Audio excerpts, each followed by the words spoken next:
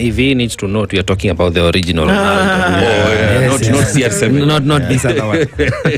So can we see a difference between that and what's happening in Spain, where the majority of the Spanish players actually play in the Spanish league? Mm-hmm. So that's where we would see would be a definite definer to say that this is literally a homegrown football. Mm-hmm. And as I listen to you, Robbie, some of the things that you talk about, that we know that whereas this is a sport where individuals come to their capacity, but then they're playing within the team setup, that they're showing examples of how they can bring the glory for themselves, but they bring the glory for country, whereby this sport, if anything, they become ambassadors for their countries. And who doesn't know that sports is one of the biggest ways in which you can promote a country?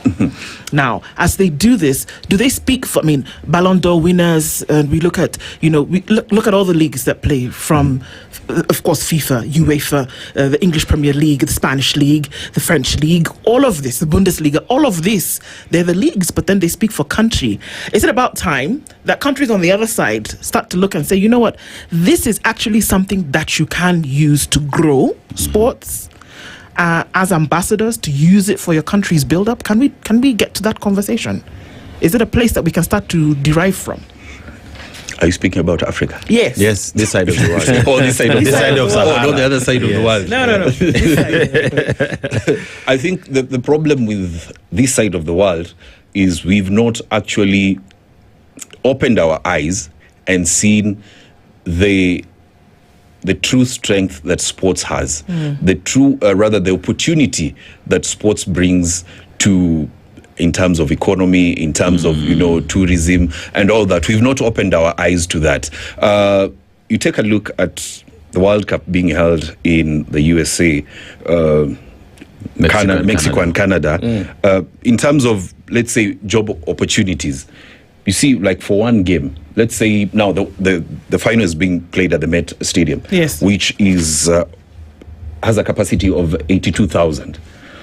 And you ask yourself, how many job opportunities does that one game create? Absolutely. Just begin with the stewards, because you have the stewards that are on pitch side.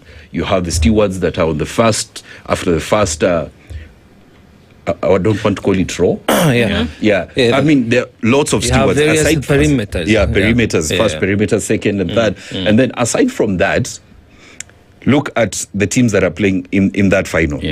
Every team is assigned a media commissioner. Security.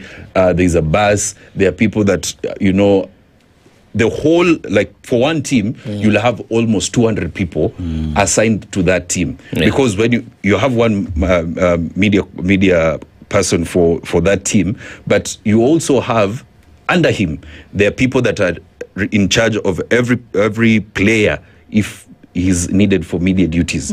So a team has 25 players. So those are 25 people that are employed for that. 26. So you imagine all these opportunities just because of one team participating at the World Cup. And we had 48 teams. And we've not even spoken about the people preparing the ground. Hotels, accommodation. Food. Yeah, I'm hoping 2027, when we do host the Africa Cup of Nations, these opportunities will be out there for Kenyans. I'm just hoping so, because this is an ecosystem that will create a lot of opportunities for people who, probably have not experienced that, or don't have those that opportunity to at least get something from such an ecosystem.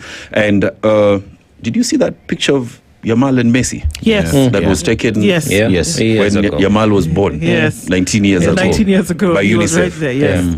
Well, they say things don't happen by mistake. He's handing it over to him, isn't he?